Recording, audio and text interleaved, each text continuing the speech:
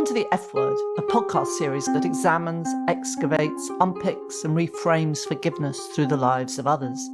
I'm Marina Cantacuzino, a journalist from London, founder of the Forgiveness Project charity, and I've built my career investigating how those who face the most complex and devastating things in life find a way through. Each episode, I'll be talking to a guest who's experienced something very difficult or traumatic in their life, but who rather than respond with hate or bitterness has embraced, or at the very least considered, forgiveness as a response to pain. My guest for this episode of the F Word podcast is Pardeep Kaleka. In 2012, Pardeep's father was murdered when white supremacist Wade Michael Page stormed the Sikh temple in Oak Creek, Wisconsin, killing 6 people. And ever since, Pardeep has been exploring the healing power of understanding and forgiveness. Shortly after the shooting, Pardeep met and then forged a strong bond with the former white supremacist Arno Michaelis. And these two very different men have worked together tirelessly in the past few years to create a more compassionate, open-hearted and peaceful world. Together, they founded the organisation Serve to Unite, which works with youth and in schools to create inclusive, compassionate and non-violent communities. They've also co-authored the book Gift of Our Wounds, which charts both of their parallel stories. And by the way, if you're interested to hear what Arno Michaelis has to say, he features in another episode of the F Word podcast. Hello, Pardeep. It's great to have you today on the F Word podcast, all the way from Winsconsin in the United States. Hey, Marina. Pardeep, I'd like to start with your childhood and growing up in America. I'm really interested to know how that was. You were part of the Sikh community. Did you experience hate crime and racism, or did you feel really safe and accepted in this new country that I believe you came to when you were a child? Is that right? Yeah, so my parents and I came over when I was 6 years old. They were from a small farming village in Punjab called Dugal, and they decided to move our family all the way across to the other side of the world and move to Milwaukee, Wisconsin. When we came here, Milwaukee was a little bit different than it is now. There wasn't a lot of Sikhs here. I think we were maybe only the 5th family from Punjab, and so there wasn't really a representation. When we moved here, we again just tried to kind of assimilate to the culture. My mother had graduated 5th grade, so she needed to go back to school. My father, he graduated from high school, but both were farmers and largely an agricultural background. So they really didn't have the skill set needed to be successful in Milwaukee, Wisconsin. But they started to go back to school. Meanwhile, my brother and I were going to school as well. And so our upbringing was one of our parents working. My dad found employment working for another person at their small business gas station, and my mom would go to school and then she would work as well. That was really our lifestyle when we were growing up. And I think when I was around 10, 11 years old, they purchased their first small business, and then they worked hard at that business and really started to get some traction into this American dream, the promise of it. And I became the first one to graduate in our family. My brother graduated, and I went into policing shortly after that. And by the time that the shooting really happened, I think that we had achieved that middle-class American dream that immigrants really come to this country for. My dad was president for 15 years of the Sikh temple. So not only did he achieve this dream for himself, but he was opening the door for lots of other people to come here and also have a chance. So, Pardeep, the attack happened in the Oak Creek Gurdwara, which is the place where Sikhs come together to worship. Wade Michael Page, who'd served in the US Army, entered the building where over 300 people were, and he killed 6 of them, including your father, who was director of that particular Gurdwara. America is not immune to mass shootings at all, as we both know. So was this something you had considered? Was it something that you were afraid of? No, I never thought that a mass shooting would happen at the Sikh temple of Wisconsin. And every Gurdwara in the world has 4 doors, one to the east, the north, the south, and the west. That's done deliberately to show the openness of the Sikh faith. And before the shooting happened, all four of those doors would typically be wide open. There was no lock. You could come and go as you pleased. And we never thought that something like this would ever happen. And I think for most people who are involved in some type of mass shooting, still don't believe that's going to happen to them, right? We're used to watching the news, not being part of the news. So there was a level of just sheer shock from the community. I think part of that shock was trying to make sense of what happened. Yeah, I think there was a lot of people within the community who were trying to make sense of it. Media sources who were speculating the motive of the shooter. Was it that he confused Sikhs with Muslims? Was it that he had some kind of vendetta against somebody within that temple? But I think that for everyone within the southeastern Wisconsin community, it really was a shock. This was 2012. This was the time when President Barack Obama was running for re-election. And this was a time when you didn't hear about this happening within faith locations. You heard about it happening, obviously at schools and theaters and other places. But at that point, this was one of the deadliest hate crimes to happen at a faith place in all of U.S. history. So, yeah, I think it was very shocking. How did you respond in the days and weeks that followed? Obviously, it was an enormous shock. Were you full of rage and anger? What was your immediate response after the shooting in those first days and weeks? I was full of rage, anger, guilt. Guilt for? Just surviving the shooting. Yeah. The only thing that kept us out of the shooting was really my daughter forgetting her notebook and us being about 10 minutes late. Yes. And so there was a sense of guilt. There's also a sense of guilt around what we're doing as a society, and maybe we're not doing enough. I was in public service for a very long time, as a police officer and as an educator. I was committed to doing that work before, but I sometimes think about it and say, well, maybe we're not doing enough. Maybe what we're doing is just a sense of absolvement, and the issues still exist, and they will exist until we really challenge ourselves to commit to really addressing a lot of the ills that have been here for so long. I felt rage. I felt anger, frustration. I felt like our community was not a priority. I thought about how long it took law enforcement to get into the temple itself, and thought in this way of, if it was another population, would they have treated it differently? Would people have gotten in sooner? There's people who bled out. It's hard to live with. It's hard to imagine and think to yourself that your dad actually bled out and he could have been saved. Yeah, I can see where the rage came from. Do you mean they bled to death because they were left lying there for so long? Yes, some people bled to death. So how did your own journey of healing progress when there was so much personal hurt, but also hurt for a whole community? The other part of me is that I'm not going to let somebody else dictate what happened. I'm very mission driven, and what I do know is how to get to work. When you're down, just get to work. And the work was really, how do you put a brave face on for the world? How do you not let people know that you're hurting? How through that anger and frustration, guilt, and the feeling of not feeling like your community matters enough to save people bleeding out, how do you work through that? And so that was really the mission afterwards, of putting on a brave face for the world. But then you also got to come back to, like, how are you doing?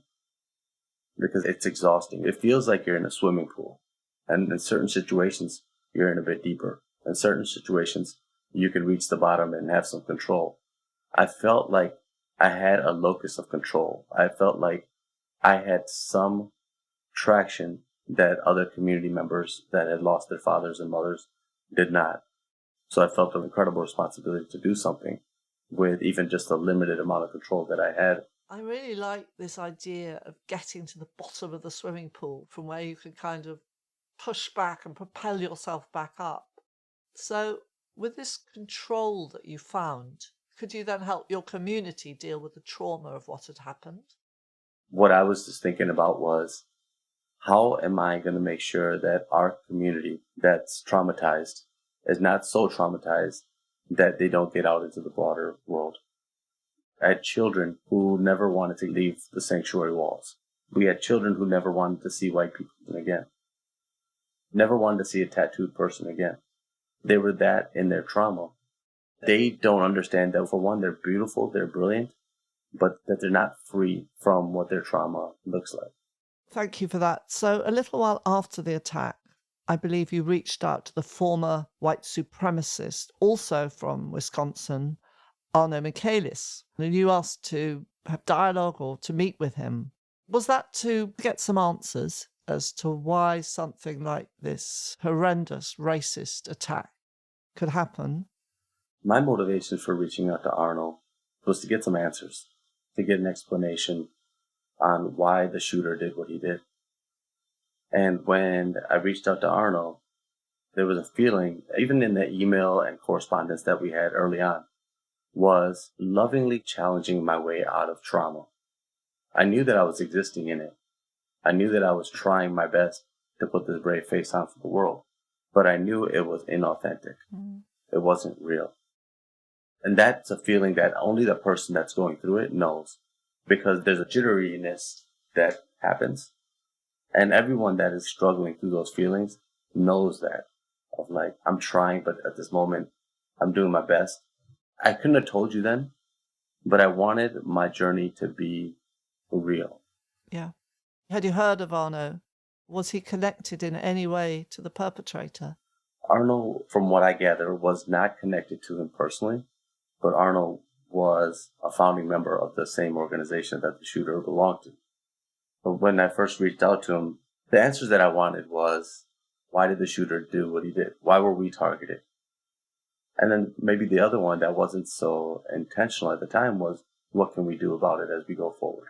And was there anything comforting in what Arno said, or helpful at least? Yeah, the comforting part was, when we first met, I had a small injury to my eye where my eyelid was lacerated. Right. And I couldn't blink. He asked me about that injury. And it took me back a bit, because here's a person that I'm looking for answers from. And he opens up with genuine concern. And as I shared that, we can see how each other are feeling. We're very tuned into that. And so I see that he's got a level of concern about me. And that is where our relationship started. From this level of concern and empathy and understanding, and even sort of relationship building through our mutual klutziness that we both have. And as we started to talk, we talked about everything but the incident. But we did finally, we got to the place where we talked about that. And one of the comforting things that Arno told me is that hurt people hurt people. Just to repeat it, it's hurt people hurt people. And I think you mean the idea that if you're carrying around a lot of anger, hate, pain, guilt, you will find destructive ways of expressing that in the world. Yeah, and it's something that I could hold on to. And it's something that we could go forward with. And it's something that we could help alleviate for society. And so over the past 9 years, going on 10 years now, we've been on a mission. Is it a mission around hate? Is it a mission around racism, white supremacy? What is it? And it's really a mission to better understand pain. It's a mission to listen to it with a sense of witness that is genuine. And I think as a society, if we can get back to understanding and listening to pain, we can do something about it as we go forward. So with the shooter, Wade Michael Page, do you give him much thought? I mean, are you able to see him as a person in pain, have any compassion, even any forgiveness for him? Or is that really one step too far? Marina, if Wade Michael Page was here in front of us and around us, I would sit down and have a conversation with him. There's no part in my heart that feels any kind of rage towards him personally. Wade Michael Page was once a baby that was born in this country. He was once a boy, just like all of our children. He grew up in this world. Somehow, some way, he understood that rejection is an answer. And I think as much as he rejected other people, he probably rejected himself to the extent that it was such a deep and painful thing. So if he was here, no, I would have no sense of anger towards him. So it might not be forgiveness, but it's trying to understand, and certainly compassion, it sounds like. Yeah, I think compassion for him, compassion for other people, I think it comes innately. I also think forgiveness is very natural. I think when we don't forgive, that's not natural. That's again like swimming in that water and you are just trying your hardest, and sooner or later, you're going to get exhausted And the only person that's going to suffer is going to be you, your family, the people that you care the most about. So to have someone like Wade Michael Page change you and not be that way, I think that would be devastating for your family. I think I see what you're getting at there, Pardeep. Are you saying that we as human beings have this really innately compassionate and forgiving nature? Yep. And so if that is taken away by someone like Wade Michael Page, your father's killer, it's just a massive loss and truly devastating. And I was wondering also, Pardeep, I know that Wade Michael Page shot himself at the scene of the shooting, but have you ever reached out to his family? I reached out to Wade Page's girlfriend, I think about 2 years ago, and she never returned, but I wanted to sit down with her and find out what was happening with him. Not from a sense of like, I'm investigating what happened, but what can we do about the next person who's feeling like Wade Page to make sure that he doesn't go out and hurt other people? I think we have a responsibility as society not to wash our hands of the Wade Pages of the world and just say, wow, those guys are just evil. They're just monsters. They're going to be evil. And I think that as a society, we got to understand our own complicity in creating a rejectionist culture. I'd like to signpost you here to a couple of other stories shared by the Forgiveness Project that echo what Pardeep said and explore what a restorative and healing path looks like in the aftermath of a mass shooting. The first is from Tom Mauser, whose son was killed in the Columbine school shootings in 1999. Tom talks about now dedicating his life to cultivating acts of hope that can honour his son Daniel, rather than allowing anger and hatred and despair to mar his memory of him.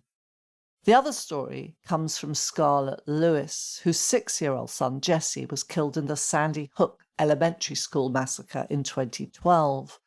She too talks about this need to honour Jesse's life by encouraging people to change an angry thought into a compassionate one, because it was anger, she said, that led to such an extreme act of violence. Like Pardeep, both Scarlett and Tom make the important point that these killers are not evil monsters separate from us. Rather, they are all of our responsibility because we belong to the society that has created them. What they mean, I think, is that whether it's because of, for example, gun laws or lack of social emotional support structures, our society somehow makes it possible for violent and vengeful people to think it's okay to go on a shooting rampage, whether in a school or a shopping mall or indeed a temple. Anyway, I then went on to talk to Pardeep about forgiveness, which is such an important concept for him. And I asked him whether the idea of forgiveness came immediately to him as part of his healing process. In the aftermath, forgiveness was not something I was even thinking about. Also, you mentioned before, Pardeep, that the children in your community were not free because after the attack, they never wanted to see a white person again. They wanted to stay within the confines of their homes or the temple. So in a way, fear was caging them in. Does forgiveness fit in here? And if so, what does it look like? You know, when somebody tries to forgive, it looks different for different people. And everybody's journey is unique. But for me, forgiveness is freedom. And sometimes that self-forgiveness, that is also freedom. And communal forgiveness is freedom. Institutional forgiveness is freedom. As a society, if you think about America right now, I don't know if we're truly free. Sometimes we talk about constitutional freedoms, and we talk about freedom of speech, and we talk about freedom to have guns. I don't know anybody that can say that they're truly, really free right now to live the existence that they want to live. Racism also is causing us to not be free. We can't enjoy how beautiful another person is. And that's what anger, frustration, rage, hatred, all of these things do to you over time. They cause you to become insular, and they cause you to exist in that trauma, so we're not really free. It sounds like you've come so far since your father's murder. Have you been able to bring your community with you? How have the community dealt with it in the last few years? And can you say a little bit about Serve to Unite and how that fits into the whole picture, restoring your community? Yeah, great question. With Serve to Unite, it was founded by the youth in the temple. And really, it was also an effort to try to get youth who were kind of existing in their own trauma outside of sanctuary walls. And it's funny to say sometimes, it's ironic to say sanctuary and trauma together. But sometimes existing in your trauma is the safe place for people. It is like, I'm comfortable here. Don't take me out of here. But to other people, it's like, you're never going to be free. So Serve to Unite was originally formed to do that, lovingly getting people out into the community and showing who Sikhs were. And then over time, we started to realize, as Arno and I started to work together, that a lot of youth existed in their own trauma, existed in this place. And not because they wanted to, but just because whatever circumstances and experiences had shaped their life. So as we went forward, we wanted to lovingly challenge them out of it. And for us as a community, people are in different places of this journey. There's some people who within a year or two understood it. And then there's some people who are still trying to get it 9 years later. So forgiveness is not something that you can prescribe. It is something that needs to be participated in. And each person participates a little bit differently. But I think you do need someone to kind of show you and embody it and say, okay, here's what this looked like. And hopefully you embody it to the point that somebody can see it and say, okay, Pardeep is genuinely happy. He can see things in life that make him happy, the small things of life. He doesn't need something big to happen that makes him happy. And some people might call that mindfulness. Someone else might call that something else. But I call it this forgiveness journey. And part of it is, it's so creative. And I think for all of us, we're all artists. I don't dance. I don't make music. I don't draw. But I still think that I'm an artist. And as long as you are coming back to yourself, that journey, you're drawing, you're creating. It's when we don't create, then we get stuck on that forgiveness journey. So I think for everyone, I want to encourage them to continually be artists and redefine what your life looks like. It should always be changing, and you should embrace that. I just really love that idea that you mentioned of being an artist in terms of drawing and creating a different life for yourself. It gives a whole new dimension to something I've always known, and that is the healing power of the arts in someone's recovery journey. Yeah. And also just generally, Pardeep, I found this whole conversation really useful in understanding not just about how individuals recover from trauma through embracing a more compassionate path, but also how whole communities can be helped. So really, I just want to thank you for sharing everything that you have today. Thank you so much, Marina. And really, honestly, thank you so much for the work that you all do at the Forgiveness Project. Arno and I have used so many stories for inspiration for youth through our programming. And there are so many children who are now exploring what forgiveness means to them. Oh, I think that's a great way to end, Pardeep. So I just really want to say thank you for talking to me today on the F Word podcast. Thank you for listening to the F Word podcast. To dig a bit deeper around some of the themes we've talked about, do check out the show notes by going to theforgivenessproject.com/FWordPodcast. And from there you can also explore the Forgiveness Project website, which over the years has collected and shared many more stories of how people have transformed the darkest of situations. I also want to invite you to join the F Word Podcast Facebook group, especially if you have more to discuss or share. Again, to find the link, go to theforgivenessproject.com/FWordPodcast. But most of all, I hope you'll join me again